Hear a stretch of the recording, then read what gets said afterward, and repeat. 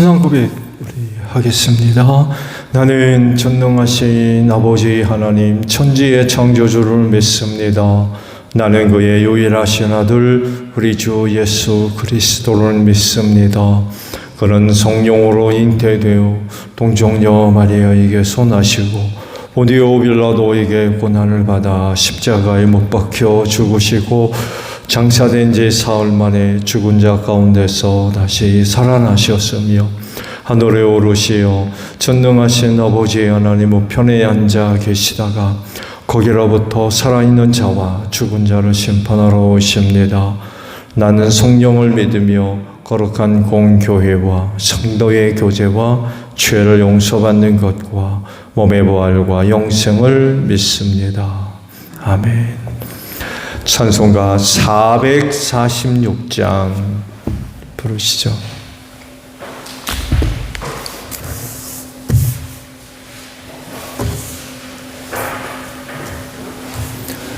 찬송가 446장이에요.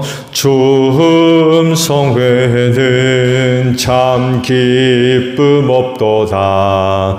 날 사랑하신 주 늘 계시옵소서. 기쁘고 기쁘도다. 항상 기쁘도다. 나 주께 왔사오니 복 주옵소서. 나 주께 왔으니 복 주시옵소서. 주 함께 계시면 큰 시험이기네. 기쁘도다. 항상 기쁘도다. 나 주께 왔사오니 복 주옵소서. 주 떠나가시면 내 생명 헛되네. 기쁘나 슬플 때 늘 계시옵소서. 기쁘도다. 항상 기쁘도다. 나 주께 왔사오니 복 주옵소서. 그 귀한 언약을 이루어 주시고 주 명령 따를 때 늘 계시옵소서. 기쁘도다. 항상 기쁘도다. 나 주께 왔사오니 복 주옵소서. 아멘. 에스겔서 16장의 말씀입니다. 1절에서 14절까지예요. 주님께서 나에게 말씀하셨다. 사람아, 너는 예루살렘 사람들에게 그들이 얼마나 역겨운 일을 저질렀는지를 알려주어라. 이렇게 말하여 주어라. 나 주 하나님이 예루살렘을 두고 말한다. 너희 고향 네가 태어난 땅은 가나안이고 내 아버지는 아모리 사람이고 내 어머니는 헷 사람이다. 내가 태어난 것을 말하자면 내가 태어나던 날 아무도 내 탯줄을 잘라주지 않았고 내 몸을 물로 깨끗하게 씻어주지 않았고 내 몸을 소금으로 문질러주지 않았고 내 몸을 포대기로 감싸주지도 않았다. 이 모든 것 가운데 한 가지만이라도 너에게 해줄 만큼 너를 불쌍하게 여기고 돌보아준 사람이 없다. 오히려 네가 태어나던 바로 그날에 사람들이 내 목숨을 천하게 여기고 너를 내다가 들판에 버렸다. 그때 내가 네 곁으로 지나가다가 핏덩어리로 버둥거리는 너를 보고 핏덩어리로 누워있는 너에게 제발 사람만 달라고 했다. 핏덩이로 누워있는 너에게 제발 사람만 달라고 했다. 그리고 내가 너를 키워 들의 풀처럼 무성하게 하였더니 내가 크게 자라 보석 가운데에서도 가장 아름다운 보석처럼 되었고 내 가슴이 뚜렷하고 머리카락도 길게 자랐는데 너는 아직 벌거벗고 있었다. 그때 내가 네 곁으로 지나가다가 너를 보니 너는 한창 사랑스러운 때였다. 그래서 내가 내 몸 위에 나의 겉옷자락을 펴서 내 벗은 몸을 가리고 너에게 맹세하고 너와 언약을 맺어서 너는 나의 사람이 되었고 나 주 하나님의 말이다. 내가 너를 목욕시켜서 내 몸에 묻은 피를 씻어내고 기름을 발라주었다. 스너운 옷을 내게 입혀주었고 물개 가죽신을 내게 신겨주고 모시로 내 몸을 감싸주고 비단으로 겉옷을 만들어 주었다. 내가 온갖 보물로 너를 장식하여 두 팔에는 팔찌를 끼워주고 목에는 목걸이를 걸어주고 코에는 코걸이를 걸어주고 두 귀에는 귀고리를 달아주고 머리에는 화려한 면류관을 씌워주었다. 이렇게 너는 금과 은으로 장식하고 모시옷과 비단옷과 스놓은 옷을 입었다. 또 너는 거운 밀가루와 꿀과 기름으로 만든 음식을 먹어서 아주 아름답게 되고 마침내 왕비가 되었다. 내 아름다움 때문에 내 명성이 여러 이방 나라에 퍼져나갔다. 내가 네게 베푼 화려함으로 내 아름다움이 완전하게 된 것이다. 나 주 하나님의 말이다. 아멘. 오늘 아침은요 2절에 있는 말씀을 봅니다. 사람아 너는 예루살렘 사람들에게 그들이 얼마나 역겨운 일을 저질렀는지를 알려주어라 라는 말씀입니다. 오늘 아침에 보신 말씀들은 예루살렘을 의인화 시켜서 말씀을 하시죠. 하나님의 은혜를 입은 그 예루살렘이 아름다운 여인, 때로는 황후라고도 표현할 수 있을 것 같은데 여하간에 아름다운 여인이 되었다라고 하세요. 그렇지만 1절 말씀과도 같이 그렇게 되고 난 후 예루살렘이 역겨운 그런 짓을 했다. 어제도 말씀을 드렸나요? 성경에서 역겨운 짓은 우상숭배입니다. 우상숭배. 하나님께서 각별히 그 예루살렘, 남유다에 대해 은혜와 사랑을 베풀어 주셨고 또 은혜와 사랑을 받아서 그와 같이 아름다운 여인이 되기까지 했는데 그런 하나님을 배반했다는 거죠. 버렸다는 거예요.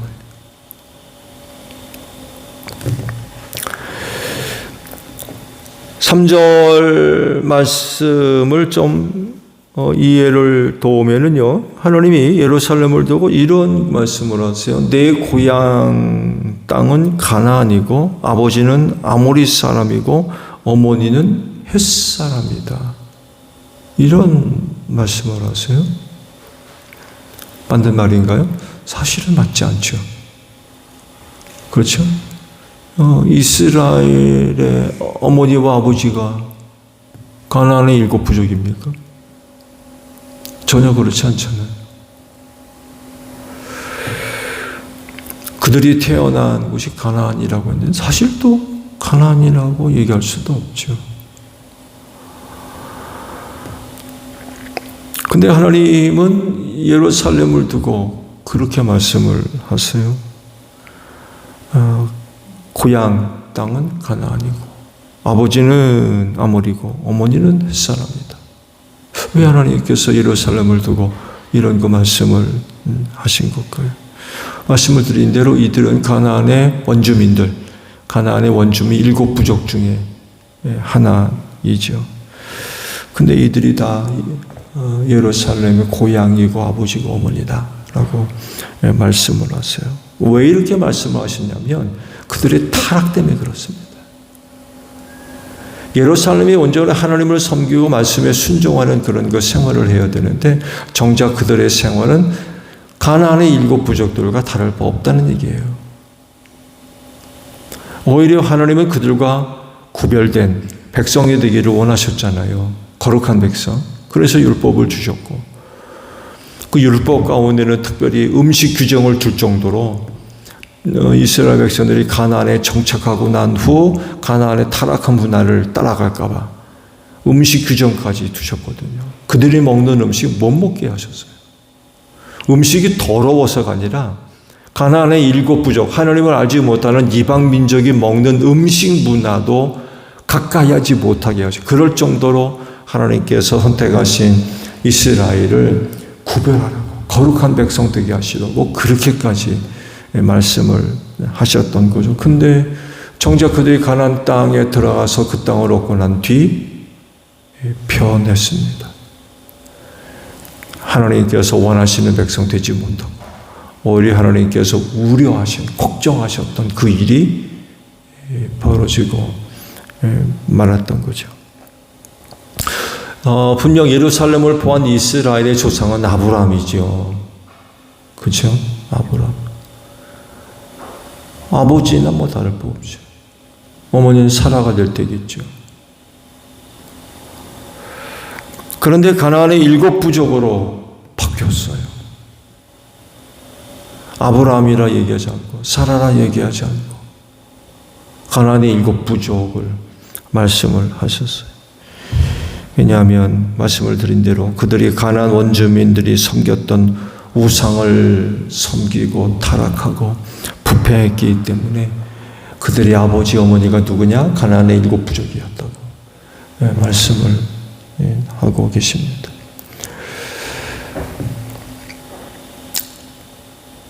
예루살렘 곧 남유다의 출생과 성장에 관한 그 말씀을 하셨는데, 그의 출생을 두고 누구로부터도 관심의 대상이 되거나 또 사랑을 받지 못했다라고 그러세요. 그래서 태어난 그날로 들판에 버려졌다, 그렇게 말씀을 하시죠. 그렇지만 하나님께서 그런 그를 데려다가 씻기고 입히고 먹이고 키우고,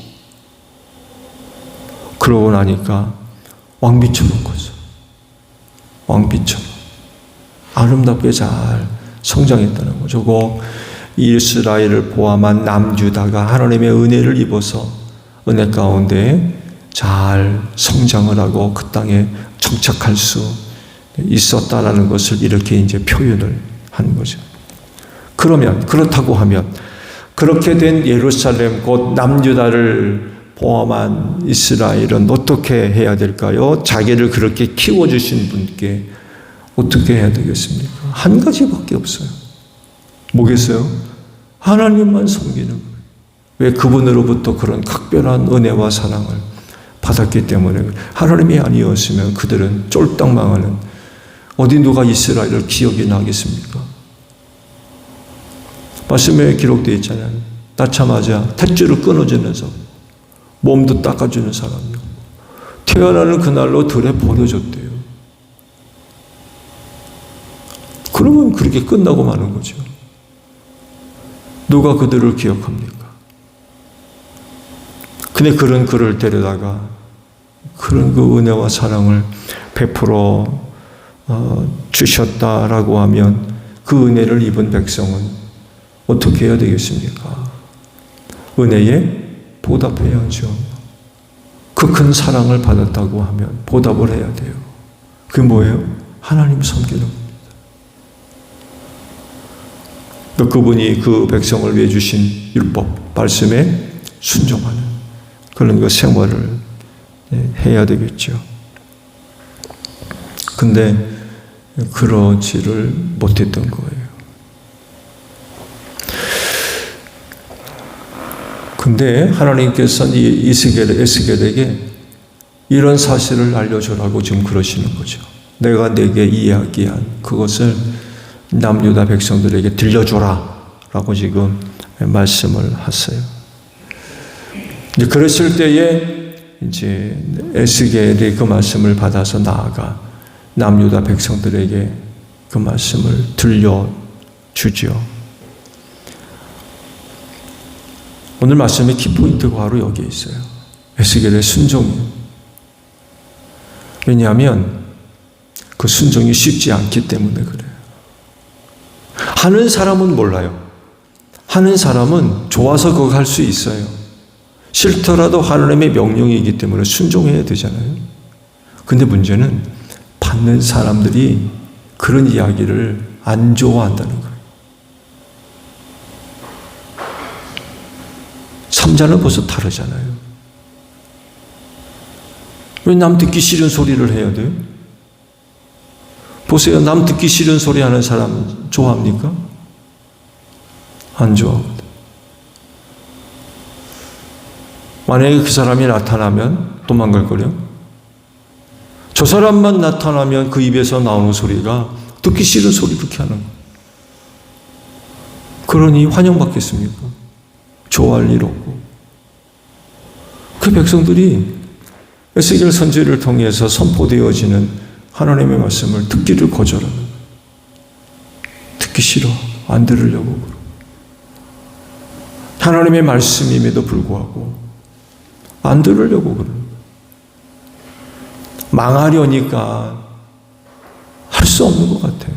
그 백성이 살려면 말씀을 들었을 텐데 망하려니까 들으려고 하지를 않는 거예요. 그 말씀이 그들을 살리잖아요. 말씀은 죽이는 말씀이 아니라 듣는 자를 살리거든요. 근데 그 말씀을 안 들으려고 그래요. 그러니 그 나라와 민족이 어떻게 되겠습니까? 살 수가 없는 거죠. 하나님의 말씀이 없어서 기근과 기갈이라고 그러잖아요. 때가 이르러서 하나님의 말씀을 들으려 해도 못 듣는다고 했어요. 왜? 하나님이 안 주세요.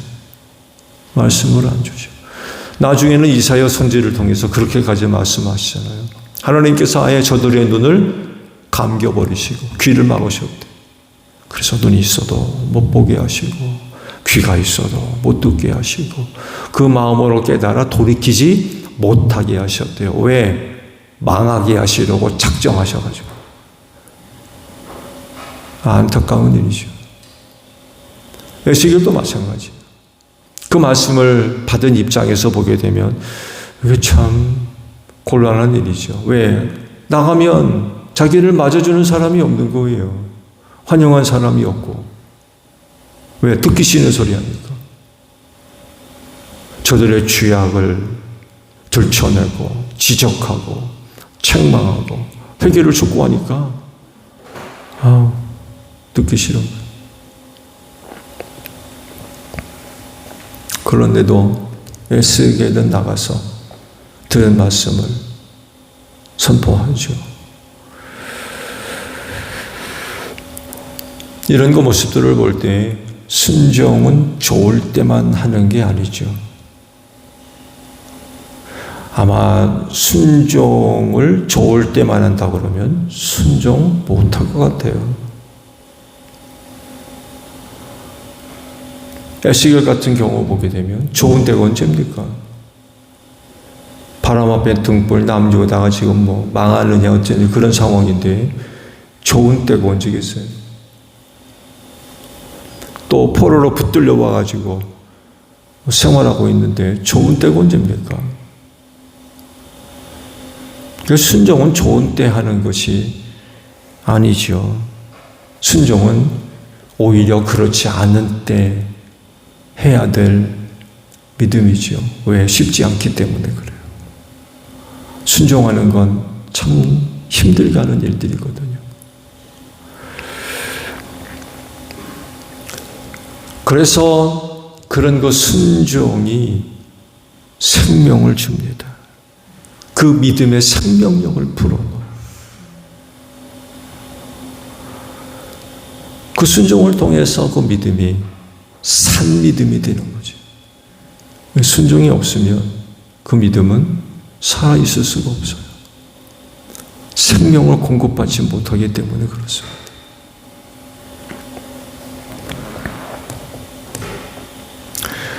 그리스도인으로서 하나님께 감사할 조건 여러 가지가 있죠. 그건 불러주시고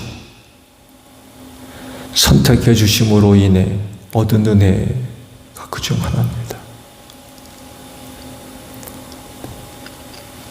예루살렘 같이 태어날 때 아무도 관심을 기울이지 않고 닦아주지도 않고 탯줄을 잘라주지도 않고 그날로 버림받는 예루살렘과 같아요. 우리가 사실은. 그런데 그런 나를 자녀 삼아주시고 온갖 은혜와 사랑을 베풀어 주셨어요.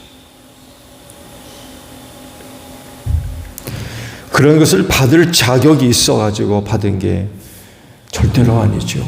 오히려 말씀을 본대로 예루살렘과 같은 아무도 관심 기울이지 않고 태어날 때 탯줄을 잘라주는 이도 없었고 몸을 씻겨주는 이도 없고 오히려 버림받는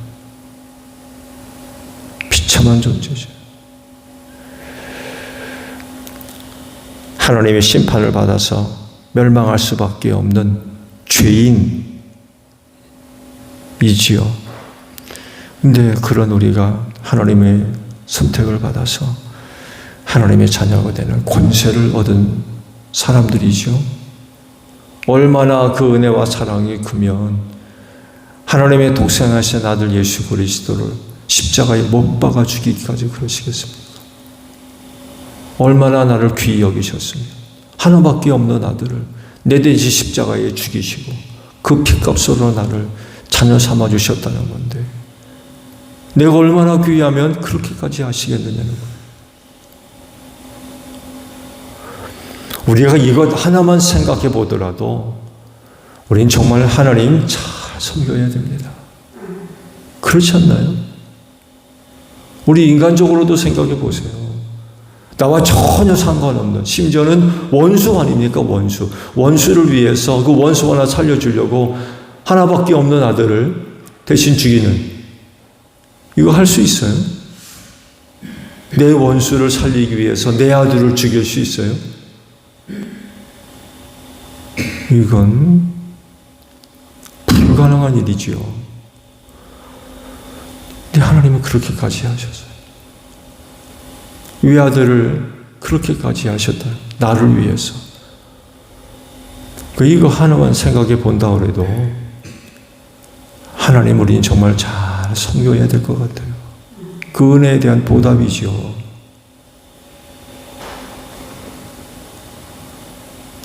그래서 하나님을 향한 모든 것은 바로 여기에 기초를 둬야 되는 줄로 믿습니다. 하나님의 은혜 때문에, 하나님의 사랑 때문에, 다른 거 없어요. 그 십자가 사랑, 그것 때문에 고백되어지는, 신앙 안에서 고백되어지는 모든 것들이 바로 여기에 기초를 해야 된다는 거죠. 이것이 은혜를 입은 자로서 하나님의 자녀답게 사는 마땅하고 그리고 합당한 도리인 줄로 믿습니다. 그와 같은 극진한 사랑을 받았다는 자들이 하나님 섬기지 않고 오히려 하나님을 자기 수단으로 사용해서 자기 배우를 채우려는, 이렇게 신앙생활하면 절대로 안 되겠죠.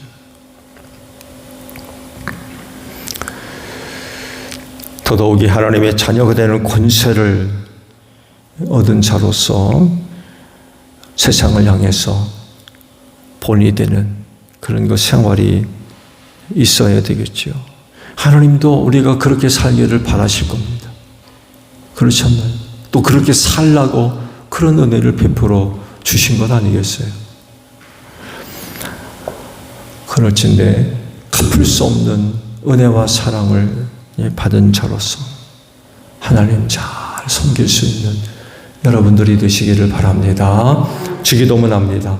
하늘에 계신 우리 아버지, 아버지의 이름을 거룩하게 하시며 아버지의 나라가 오게 하시며 아버지의 뜻이 하늘에서와 같이 땅에서도 이루어지게 하소서. 오늘 우리에게 일용할 양식을 주시고 우리가 우리에게 잘못한 사람을 용서하여 준 것 같이 우리 죄를 용서하여 주시고 우리를 시험에 빠지지 않게 하시고 악에서 구하소서. 나라와 권능과 영광이 영원히 아버지의 것입니다. 아멘. 기도하겠습니다.